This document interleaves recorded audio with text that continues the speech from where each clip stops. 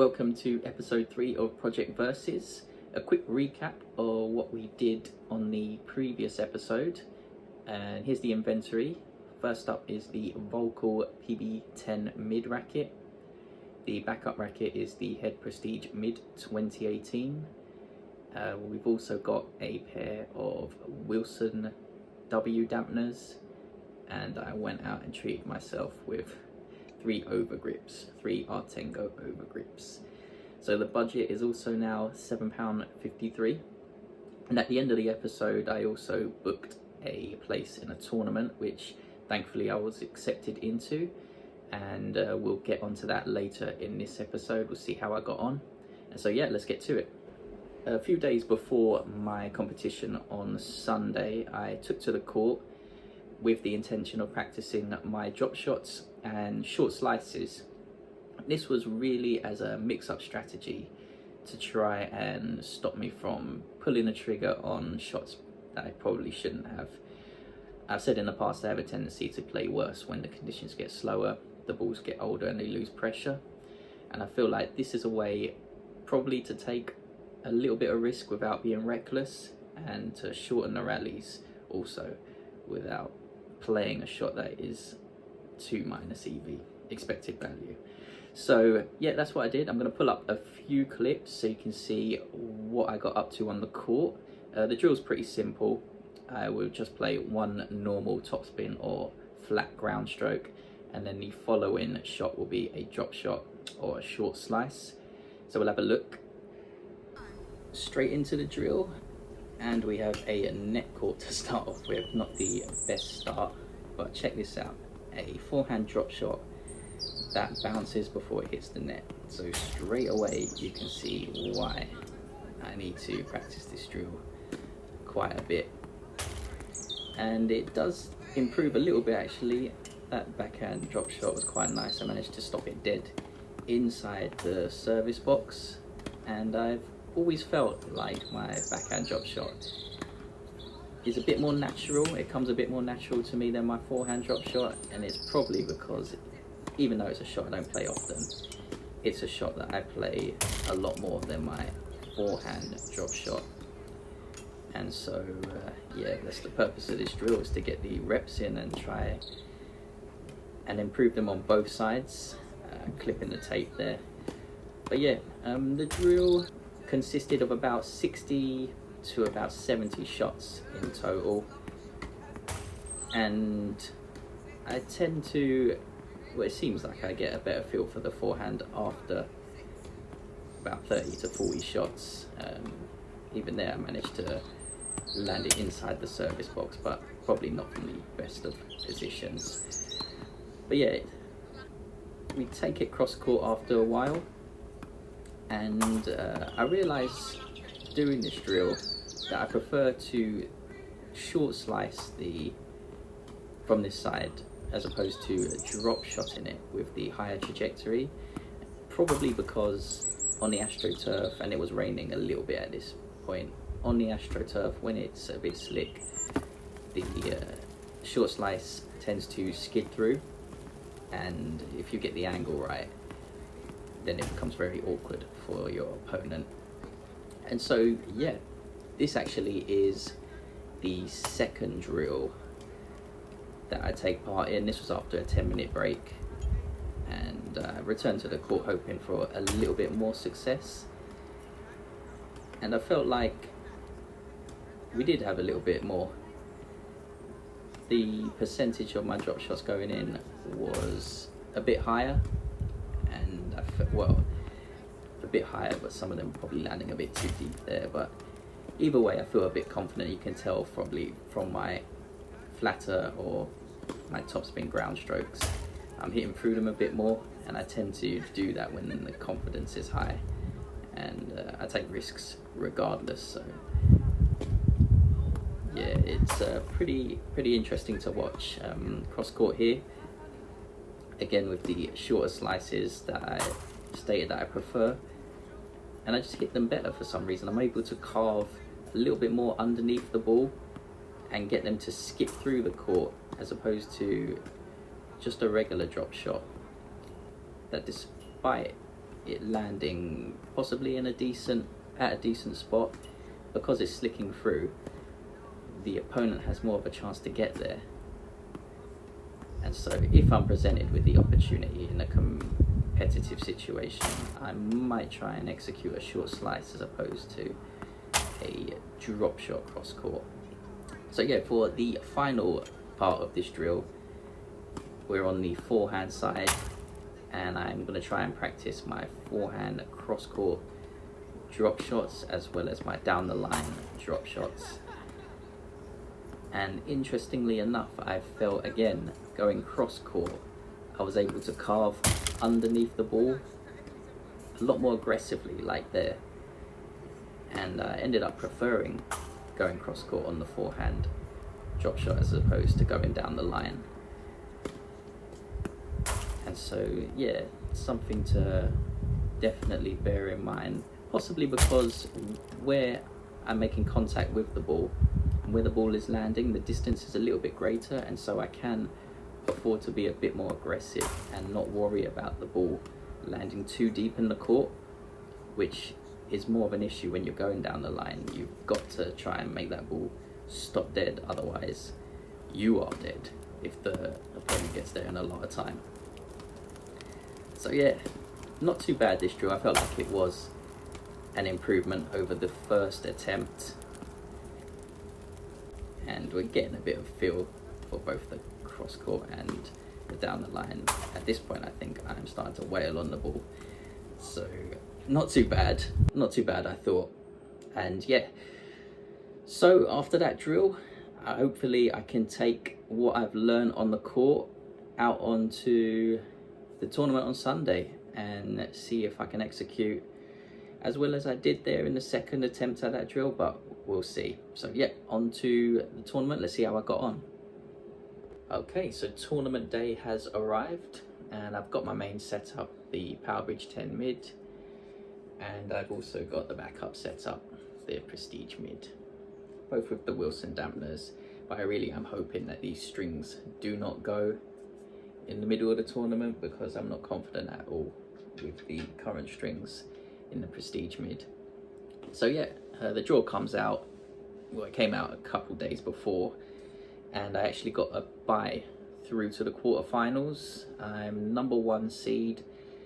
Somehow, I don't understand how the rating system works, but I am number 1 seed. And so yeah, I get a bye into the quarterfinals. And I play a talented kid. He told me he's 13 and gonna be 14 sometime next week. And this kid is already like 6 foot tall. He towers above me already. And I do want to preface this with the tournament is a fast 4 format, meaning the sets are up to 4, tiebreak at 3-all. And if it goes to a third set, then it's a 10-point championship tiebreak to decide the winner of the match. There's also sudden death juices, with the receiver deciding which side to receive from. So you get a lot of opportunity in these matches for swings and pressure points that can change the momentum of the match very, very quickly. So it's kind of like gambling really, but I guess it's exciting for the viewer. So if we get on to the beginning of this first match, it is very windy, and so he starts off serving and I must shank probably my first few shots. Some of them go in and I win the point, and I have to apologize straight away. It takes me a long time to get used to how windy it is. It isn't in one direction, it's swirling around, and it's at least for me pretty difficult to get used to. Anyway, we hold serve until 1-all, where I break his serve and then he immediately breaks back. It's so scrappy, and I'm just really playing a lot of junk balls. I told you that I've been practicing the short slices and the drop shots, and I played a lot of them, and in the win they're actually helping me out a lot, because my opponent probably hasn't seen that a lot, and not just is he inexperienced with dealing with the drop shots, he's having to deal with the wind taking them away at the last second, or even the flight of the ball changing all the time as the wind swirls around. but he manages to deal with it well enough to get to a tie break where I just stay solid enough to take it 7-5. It wasn't a pretty set of tennis. I didn't play, well, I'm guessing we both didn't play anywhere near to our potential. It was really who could win the most important points when it mattered, and fortunately for me on this occasion I did. And so we move on to the second set, and at the start of the second set I kind of had a feeling his head was gone a little bit. He starts serving, and the first return of mine, I just blocked back, and I felt like he was a little reckless from there on in, playing shots that he didn't play in the first set, going for a little bit more, and I was just doing exactly the same thing, just staying solid. It's not a way that I like to play, but this is my first match in the tournament. It's my first match, gosh, in 4 months. My first competitive match anyway, and so I really am just trying to get a feel for it, and I continue to play that way. I quickly break the first game of the second set. I hold my serve, and at the moment I'm really just trying to get the point started on my serve. I'm not trying to get any free points, and so it quickly goes to 3-love. And at this point I've also incorporated not just the drop shots, I'm slicing them hard down the line, and I'm using the wind to my advantage. The ball is curving away. He's right-handed. It's curving away from his forehand, and even at one point I've got him scrambling to try and retrieve one of these slices, and he slides and slips, and so I feel a little bit guilty at that. It's raining a little bit at this point as well, so that's helping my slice. And I think at this point, yeah, his body language isn't great. He does hold to make it 3-1, and then at 3-1 I hold my service game to take the match. And so the quarterfinal ends 4-3 and 4-1 to myself. It was a good match, bit unlucky on his part. He did have a match previously to that. He didn't get a bye straight through to the quarterfinals, so he could have been a little bit worn down by then, especially in that second set. I got that feeling, and so a bit unlucky on his part, but a good match nonetheless. And so we move on to the semi-finals, where I play the number 4 seed, and the conditions are still the same, very windy, swirling around. It's quite open, the environment, and so there are really no windbreakers at all, but we got to deal with it. And the first set goes on serve up until 2-1, where it's me to serve. I throw in a double fault along with a few other errors, and he takes the break and goes 3-1 up. And as I try to break back, I play a few decent points, but he's outplaying me at the moment, to be perfectly honest. And there is even a point at 40-30 on set point where he hits a first serve flat out wide to my backhand, and I was leaning that way anyway, and I cleaned a backhand return flat, probably about half a foot inside his baseline.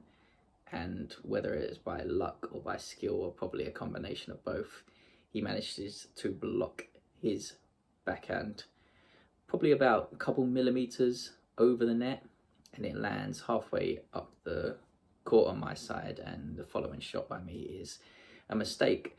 And so he takes the first set 4-1, and I've got a bit of improving to do really if I'm gonna try and make a match of this. And so we start the second set. It goes on serve 2-all, and he actually has a few opportunities. I think a break point again to go 3-up. He doesn't take it.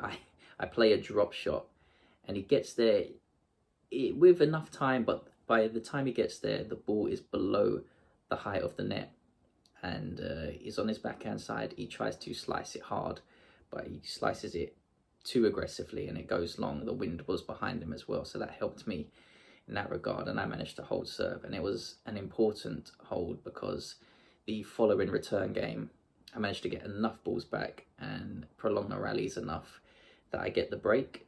And so at 3-2, it's me to try and serve it out, and his game has dropped a little bit. I'm not really sure why, but that's tennis. Sometimes you can't really maintain your highest level all the time, and so I do manage to hold the game to make it 4-2 to me. So we're 1-set all, and it is my first championship tiebreak for about 4 months. And I'm going in there with the same strategy. If I get the opportunity, I am going to try and drop shot. I'm going to try and throw in a little bit of junk because the balls are older. We weren't supplied with new balls at the beginning of this match, and so it's lighter, and the wind is affecting them even more because of how light they are, how little pressure they have in them. And it goes to 3-all. We trade a few mistakes, and at this point I think I throw in, unfortunately, another double fault. He goes 4-3 up, and he's starting to hold his service points with a bit more ease. He's getting the first serve in, and I can't get the return back. I just don't have the timing on it, or if I do, I'm mishitting it, and it's I'm behind in the rally and just can't get back, and he runs away with the tiebreak 10-4.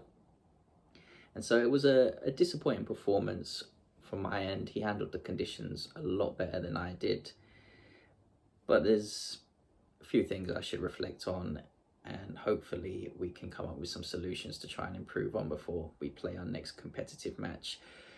But that isn't it for me in this tournament. I do drop down into the consolation draw. I believe it's the final of the consolation draw, where I actually play the number 2 seed. And we, again, don't get new balls.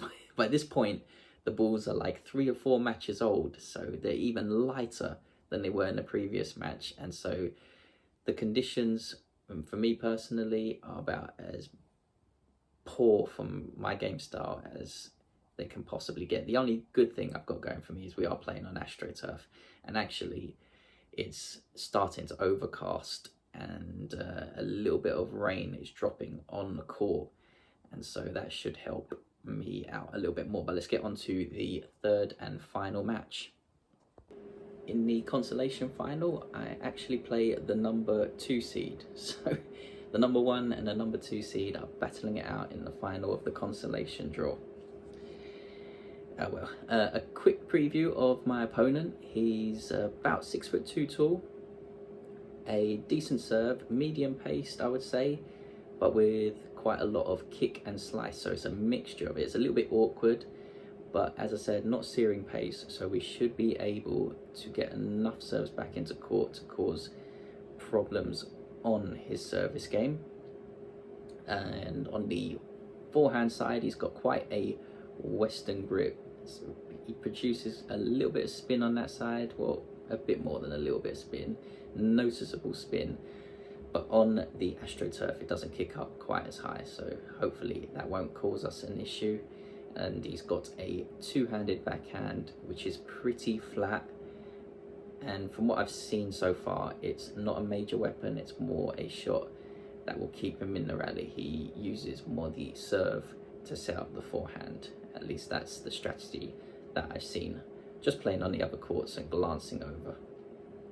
So let's go into the first set, and we do hold serve up until 3-2, where it's him to serve. And at this point, I'm playing a lot better than I did in my previous 2 matches, and I'm actually starting to play very aggressive and dictating the points. We have held serve reasonably easy, although I put more pressure on his service games than vice versa he has on my service games. As soon as I'm ahead in the rally, the point is pretty much over at this stage in the match.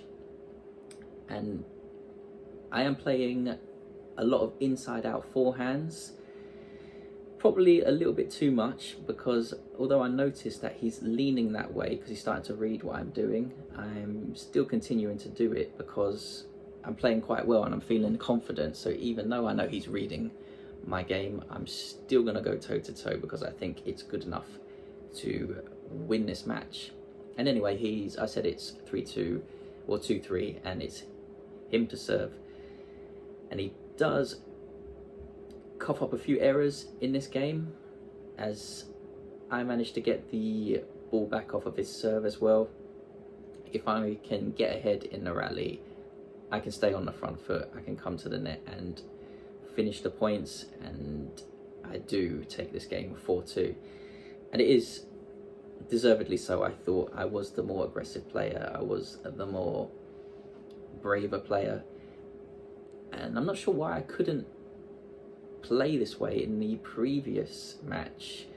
The conditions are slightly different. It's a little bit overcast, a little bit of rain is falling on the court, but I mean the temperature change is probably only about 2 degrees Celsius max.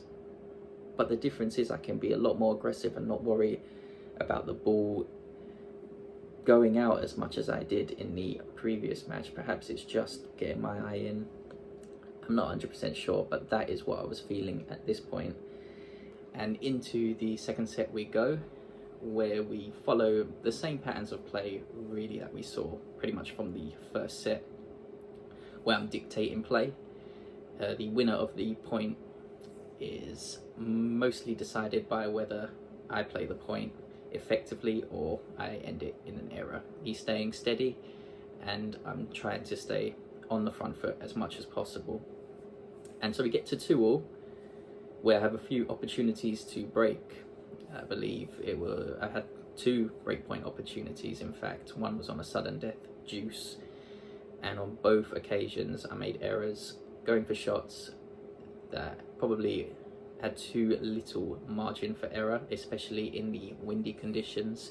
And at this point, if I play a forehand down the line, the wind is blowing the ball to the right of the sideline, and so I'm risking going wide if I don't play with extra margin. And that's exactly what happened on one of the break points. The ball went wide because I played too close to the line. And so he holds that important game, and of course in the next game I throw in a few errors, he breaks, and it's 4-2, and we go into a third set championship tiebreak, kind of out of nowhere. I mean, I did say that the fate of the point is mostly decided on my racket, and unfortunately when it mattered I made a few errors that cost me the set. But I'm still feeling pretty confident because it's up to me to decide who wins this match. It's really on my racket, and so I've just got to execute as well as I can in the tiebreak.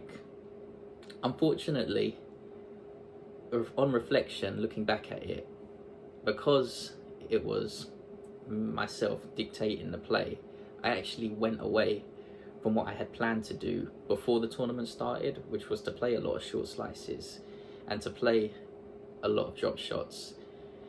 Since my ground stroke game was pretty effective and I didn't feel like I had to defend too much for many shots that he would play, it meant that I relied too heavily on my ground stroke game and didn't execute what I came here to do in the first place. And the balls are getting old, and so of course that is the time when to play them. But let's go into the third set tiebreak. It's on serve up until 3-3, where I take a 6-3 lead. I start to remain a bit more solid than him. I do try to open up my margin for error because I can tell we're both getting tight. Every point is worth a lot more than usual, and so yeah, keep my errors to a minimum. I take a 6-3 lead, maintain it to 7-4, and then maintain it again to 8-5, where we switch sides, and now he's got the wind behind him, which obviously means the wind is against me, and it's at a slight diagonal, like I said. So if I play a forehand down the line, the wind is against me, but also pushing the ball to the right, away from the sideline. And I make a few errors where, again, I didn't play with enough margin for error. Because I play inside out so often, I prefer going down the line as opposed to going cross court. It's just always something I felt is more natural. I didn't adjust for the wind, and I make a couple errors again, going wide of the sideline, and then another error on my forehand where I didn't adjust to the wind moving the lighter ball around, and I shanked it for another error, and we quickly go to 8-all. He holds his next service point, and then it's me to try and stay in the set. I serve a first serve, it doesn't get a 3-point, he returns it to neutral, and we play a approximately 12-shot ground stroke rally, where eventually he coughs up a short ball. I managed to run around, hit a forehand into his backhand corner, and the next returning shot is even shorter inside the service box, but on my backhand side. So again, I run around the backhand, and of course I play my favorite shot, the inside out forehand, where he's obviously picked up on it because I've been doing it quite a bit. But I play this shot aggressively, low trajectory, quick, into his forehand corner, but he's reached over, 6'2". He's got that advantage of being able to do that, and he cleans a winner down the line to take the tiebreak 10-8 after I was leading 8-5.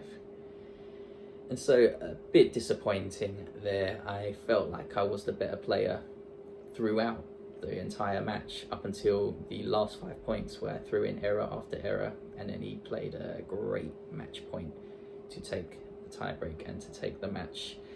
So well done to him. Unfortunately, we lost that match, and it's back to the drawing board to see where we can improve. I do want to touch on the budget. If we have a look at how we did in the last tournament, we had 2 losses and 1 win, and at a grade 5, 1 win is worth £15, and on top of that we get the £5 appearance fee. So in total our take home is £20. Add that to the current budget of £7.53. In total we have a new budget of £27.53.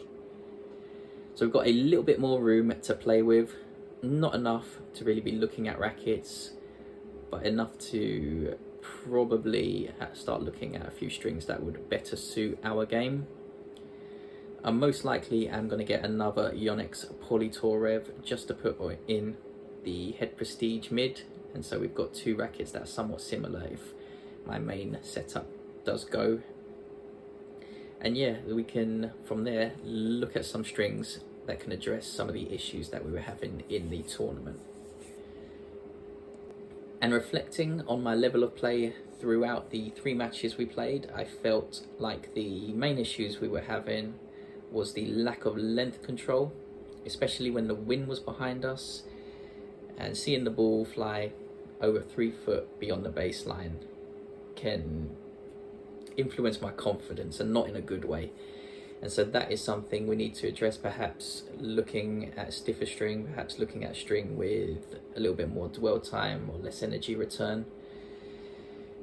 And on top of that, the other issue is the serve. And I know I recently changed to a slice serve from a kick serve because of an abdominal strain, but now it's starting to get on my nerves, the amount of double faults, especially at important times, and I'm not getting nearly enough 3 points to compensate for that.